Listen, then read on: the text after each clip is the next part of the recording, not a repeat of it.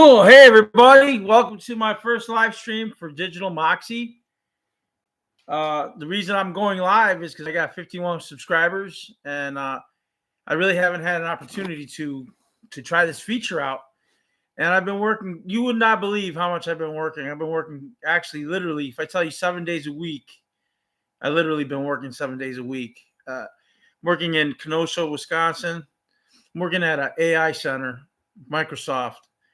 I mean, the future's here. I'm helping build the future by helping build this AI data center, and who knows what that future will bring? Will it bring prosperity? Will it bring people without work? I'm sure things are going to change, but hey, right now it's providing me a lot of good work, and I'm in the trades, so that amount of time working and that kind of overtime that I'm getting by working them hours is helping me put money away from my 401. It's helping me reestablish myself by paying off all my debt. And the thing is that you could ask yourself, well, is AI a good thing? Is AI a good thing for our society? And in a lot of ways, you're hearing stories. I think just recently that Claude AI was threatened that somebody would shut it down, and then it tried blackmailing the person with like telling it, giving it an option of as to why it shouldn't be shut down. So we don't know. I mean, we really don't know what AI is going to do. It's in its infancy. It's starting out. They're building these places all over the country. In Illinois alone, they're going to build 2 or 3. They're always constantly building and upgrading. Indiana, they're bringing more. Texas, we know that they have a couple plants going up. So, information and knowledge are going to be at a premium. Anybody can obtain it. Anybody can have it. So even duplicating a person as an AI, as an AI video, it's going to change everything. You know what? My lighting, I don't know. I'm trying to change my lighting. Since this is live, I can tell you right now, this is my first time going live because I have the option now. So I really want to work with my lighting because I haven't had that opportunity. So it's not like I have a million subscribers. Oh, it's not like I have a million subscribers. So I still think I have the luxury of messing around with my lighting, and the thing is that it's a learning curve. Everything I do on YouTube is for me. And if there's something that I do that you like, that you're engaged by watching my videos, then great. Let's build a community. As far as that goes, I joined a mastermind group. I'm not impressed with it. It's costing me $100 a month. And the thing is that my ultimate reality is to build online presence, or have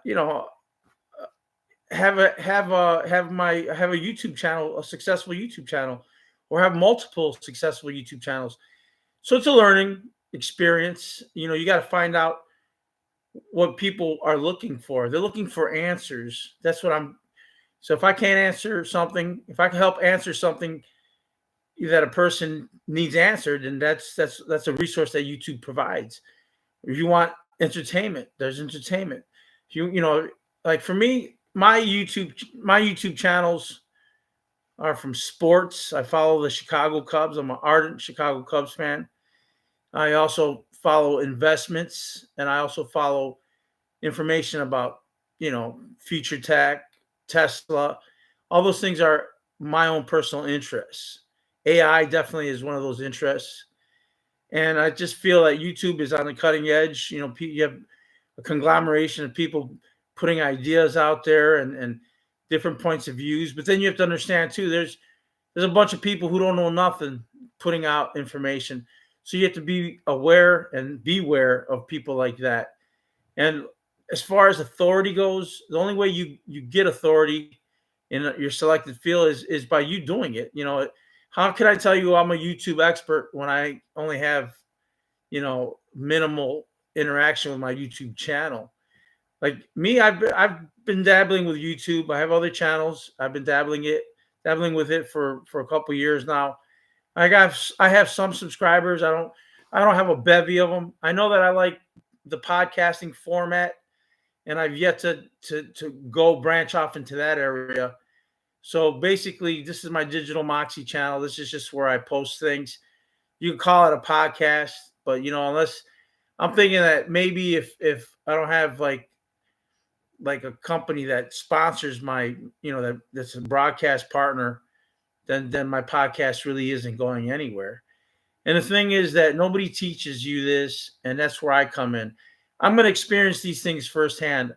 I mean, I've bought equipment. I've done videos without equipment, and I always admire the people that start out slow. They start out with their phone, and they start doing a podcast and just start engaging with the audience, and then the community that they create starts going towards that person. And the thing is that you got to start somewhere. Just like Sean Cannell of the Think Meetup says, you just got to press record, man. Press record. And that is so true. There's times that I'll sit there and I think, well, look, this would make a great YouTube video, but it's never going to be a YouTube video unless I'm making it happen. And as far as making YouTube videos, sometimes you can get stuck with just planning and thinking out a YouTube video. That's why for me, like this going live and just free form type of interaction on YouTube is something that I like, because you're coming from you're speaking from a different point of yourself. You're just like free forming it, and the thing is that you get to share a little bit about who you are, about what your interests are. As far as I'm concerned, I'm a person who works I still do the daily grind, and I'm a single man. My hobbies are YouTube. I love consuming YouTube, and I like participating in YouTube. And to me, things are starting to change so fast, even with websites, blogs, AI. All that stuff is going to have an impact on YouTube. It's going to have an impact on everything that involves social media. And the thing is that there's going to be times where you just really can't compete. You just got to be you, man. You got to be your most authentic self. I mean, even with these videos now, you could get to the point where you could clone your own image, and you can have AI generate different videos of you, talking about different things. But the thing is that as of now, I've not reached that plateau yet. As of now, I'm just in the, in the conversational podcast mode, because it just, like I said, I came home. I've been working, like I said, 7 days a week. I worked through the Memorial Day holiday. So I said, you know what? I'll go for the overtime, which was Saturday, Sunday, Monday. I'll work a couple days after that. But then I had to sadly, I had to go to a wake. So I went to the wake. It was an all-day thing. My cousin, my first blood cousin, passed away. I'm in my 50s. He was in his early 50s, and it just blows my mind away to think, like, you know what? This is it, man. I've seen in the last month, I've lost at least 3 cousins. they just died. One had cancer, another one had a heart attack, and this one, he might have had cancer as well. And the thing is that I had a scare in February. I went to the hospital. I almost didn't make it out. So luckily, I survived, and now, my attitude is I got to embrace life. I gotta go for the things I love to do, whether I win or not. Win or lose. The thing is that for me, making YouTube videos is a passion of mine. I love doing it. I want to be better at editing. I want to be better at my videography. I want to be able to be able to just do the technical stuff behind the scenes that makes a video good. Like a different angle, a different camera. All those things. To me, that's a artwork. That's being able to raise your production value, and if it looks seamless, it looks good, then that's something that you're bringing to the table and you're sharing with the audience. And those are the little things that enhance who you are and what you do. And just what I do. So as far as things go, back to the AI data centers that I'm involved in. You know, that's I'm going to use that as my excuse as to why I haven't done any videos. And just I come home from work, I take a shower, I'm kind of pooped.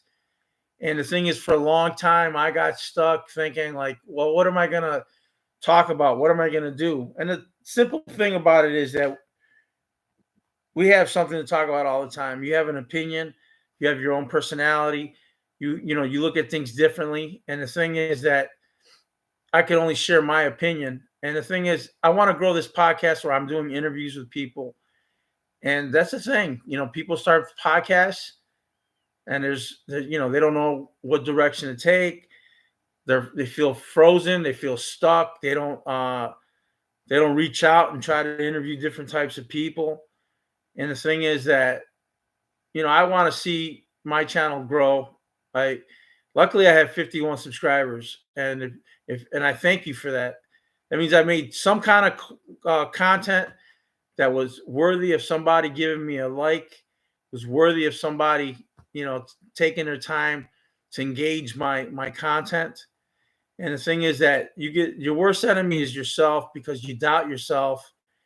And you're always the one that's putting the doubts in your mind, as far as, is somebody watching, is somebody engaging with me? You know what? I can't worry about that no more.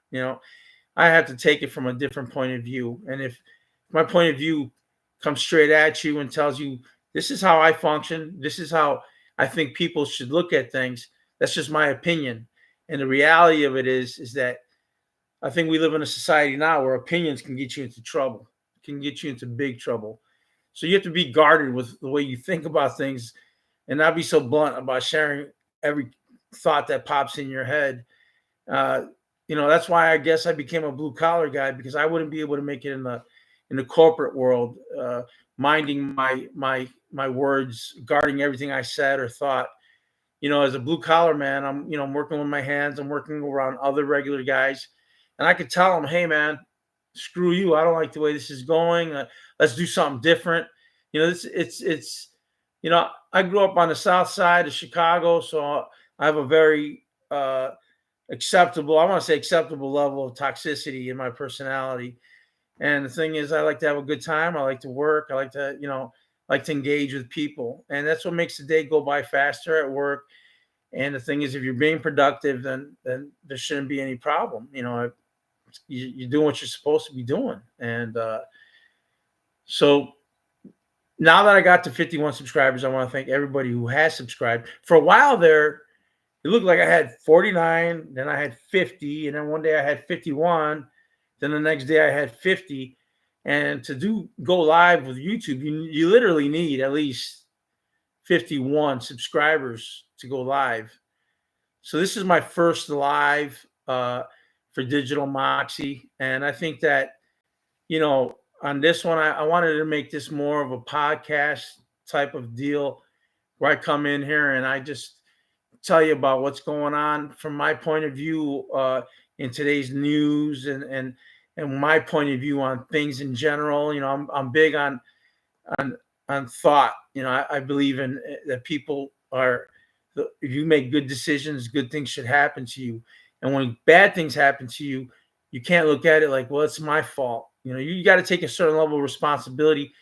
But the thing is that you have to be able to rebound and move forward. And I think sometimes what we look for in YouTube is we're looking for maybe a friend. Maybe I could communicate something to somebody that needs to hear what I'm saying.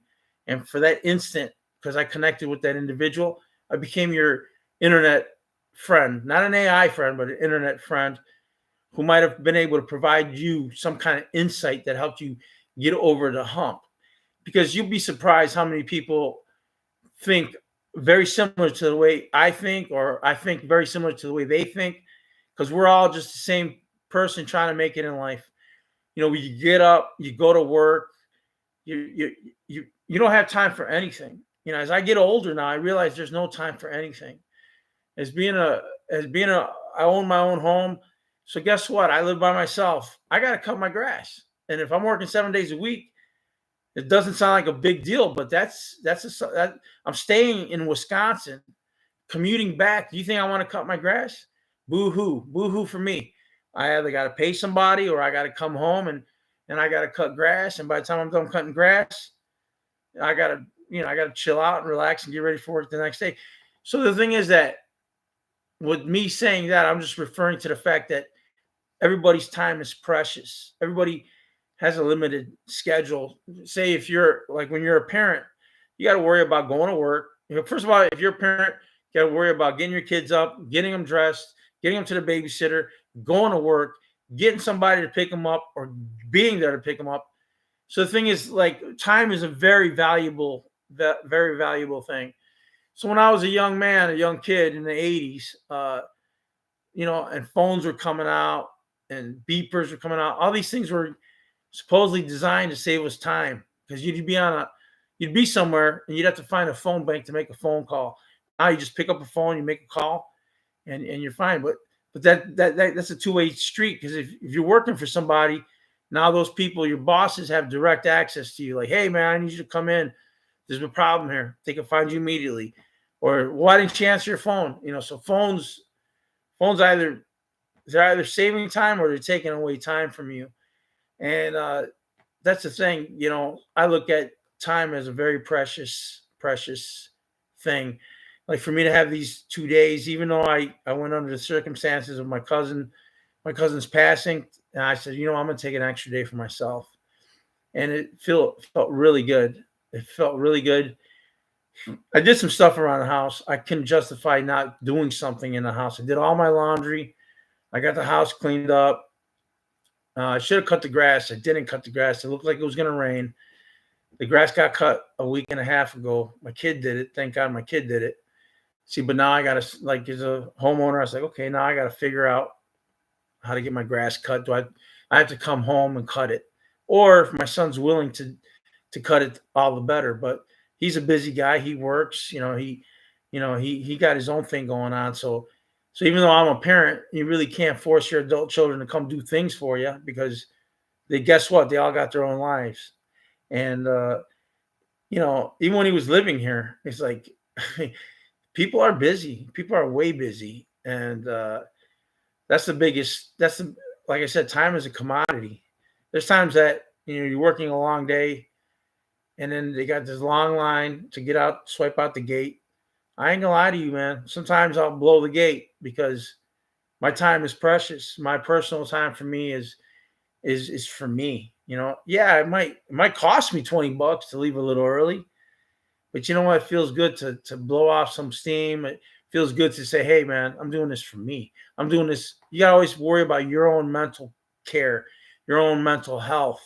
Because at the end of the day, all you got is you. Nobody's gonna watch out for you.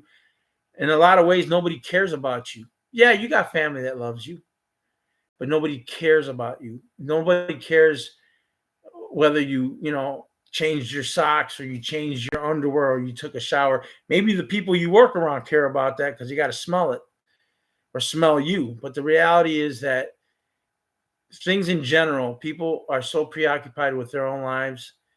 That yeah, literally living your life, you definitely got to be responsible for who you are and how you present yourself, how you conduct yourself. So there's a lot of things going on. I mean, I know this is basic stuff. Everybody knows this. But the thing is to take the time to reflect on it. Like for me, on a day off, if I could come home, listen to the stereo, recharge my batteries, drink a pop, or a beverage, alcoholic beverage, a beer maybe, then to me I feel good. I mean, I'm enjoying myself. At this age now, in my mid-50s, I don't really go out to bars. I mean, it's not my thing. And as far as going to baseball games, I'll go to certain baseball games if the race is really hot, like the Cubs. They're in a playoff. They're looking good. They look like they might make the playoffs. So as things start getting more intense and they go against certain teams that I want to see them play against, I'll go to a game. Like I was staying up in Milwaukee, so I went to see since the Cubs came to play against the Brewers, I went to the Brewer Stadium and I took in a game and PCA hit a grand slam. It was awesome. It was great to see. I seen that, I see this kid becoming a star. And that's the journey of being a Cub fan, or following your favorite sports team. So, this summer for me, vacation might be, I'm gonna drive down to St. Louis, watch the Cubs play the St. Louis Cardinals, or go to Cincinnati, watch them play the Reds. In fact, today the Cubs played the Reds at 1:20, and I was en route to go get hot dogs. So I wanted to sit down and enjoy the game. But guess what? They got beat. They got beat by the Reds. They got outpitched and out hit. So, even though they're in first place as a fan, I'm thinking, like, what's going on, man? You should be beating these teams. I mean, on any given day, any team can beat you, but you know, you know, this team's got to pick up ground as it can. I really didn't want to talk to you about baseball, but it's like, I'm like the cat chasing the light. If you mention the Cubs, I'm gonna be like following that light and seeing where that light emanates from, because I'm such a big diehard Cub fan. And as far as the summer goes, my next day off will be July 4th and that weekend. And you know, one of the things you do when you're in the trades is you take the work when you can, and you don't ever turn it down. I mean, I could come back here and get on a 40-hour job working at a school, like during the summer, there's school jobs, or I can go to the steel mill, make my living there. That's a harder living because it's a tough place to work in. And the thing is that some of them jobs will only last for the summer. Some of them jobs will only last for a week or two. Then you got to find another job. This has longevity. And even though I'm staying out in Wisconsin, I was staying in a motel for a while, and I got tired of being in a motel because I like to cook my own food. I like to lounge around, maybe on a couch in the living room, watch TV there, or be in my own room, which in a motel, you have your own room. So I ended up moving to Airbnb, and it's costly. It's costing me big money, but it's equivalent to what I was paying for my motel room. But I get some more amenities there. I actually get the internet, so I'll be able to post my videos, and as I make them.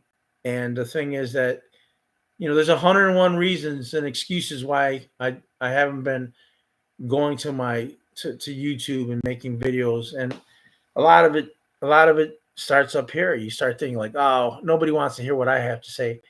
But the thing is that I say what I say because it's relevant to me. And maybe I might say something that becomes relevant to you. Maybe you enjoy just hearing me in the background talking. Maybe you enjoy what I'm saying. Maybe I'm connecting with you, my audience, and that's, maybe you like my personality. Who knows? There's a lot of 100 different reasons why people do podcasts. I want to provide good content. I want to provide interesting topics, and I also want to bring my personality and my opinion to the table. And so this is basically an introduction to going live and making these types of videos. So I just wanted to do an inaugural video to go by going live, and I have live on one of my other channels. But I get motivated, and then I want to do more, and then that's what I do. I enter the realm of YouTube, and I start making content, and any content on a good subject will keep people involved. So right now, this is just me talking to you about me, but there's things that I want to talk about that involve the audience, or involve circumstances and situations on how I would approach a situation. And that's where the relevance comes in. How do you look at it? How do you relate to what I'm saying? And how does it affect you in the long run? And that to me is about community. And the thing is that I always felt like if you have a computer and internet access, you have access to the world. We live in some real remarkable times. I mean, as far as come on, in the next 20 years, we're gonna have people living on Mars, man. In the next 5 years, you're gonna have robots living in people's homes, doing things for them. A Tesla robot washing your dishes or cutting your grass. I'm at the age now, like by the time I retire, if I'm an elderly man, I might want a robot in the house to do some of the chores that I might not be able to do anymore. Because believe it or not, I started developing the turkey chin here, and some of the bones don't heal as good as they used to. So those are always options and always things that are there, and the thing is that they weren't there 50 years ago. They weren't there 100 years ago. So for me, I see these things as like futuristic. I think like, wow, life is changing in so many ways. And there's that aspect, and then there's other aspects. If you go on TikTok, you see all these people talking about the end of times, the rapture, and it's like, man, I mean, I really hope that doesn't happen for a while. Hope it doesn't happen at all. But I mean, if you're religious, then like, well, it's already, we're living in the end times. And on some level, you have to make a decision whether you take that serious or you don't. And you got to figure out what side of the fence you stand on. And my concern with me is like, am I a lukewarm Christian? And those are personal inner battles that I have. I'm sure there's a lot of people out there. As soon as I seen my cousins die, I seen me. I was very ill. I was close to death myself. You start asking yourself these big questions, like, if energy doesn't die, it just keeps on going. Where am I going to go after this? After I get off this plane of existence? And I just believe in the power of prayer. That's all I can say. The power of prayer. I mean, am I praying as much as I should? No, I'm not. But I'm trying to get back on that path. And I'm not trying to give you guys a sermon. I just thought it was relevant to what I was doing and saying. So I threw that out there. So I'm going to sign off. And this is me, Eddie V, with Digital Moxie, just trying to create a format, a podcast type of format, where I just get on here and sound off, talk about things that are going on in politics, talk about things that are going on in my life, things that affect me, affect people around me. So if this is the kind of content you like, leave me a comment, leave me a like, help me out, man. Give me some confidence, boost me up, man. So I do it for you, but if you do, you do. If you don't, you don't. But the thing is, like I said, this is my own personal YouTube journey, and welcome and thank you for taking. If you got this far in the video, then thank you for watching Digital Moxie. So I'll catch you. But don't we always want like a tagline? Catch you on the other side, or catch you next time. So I gotta learn how to. Oh, here, just end stream. Bye.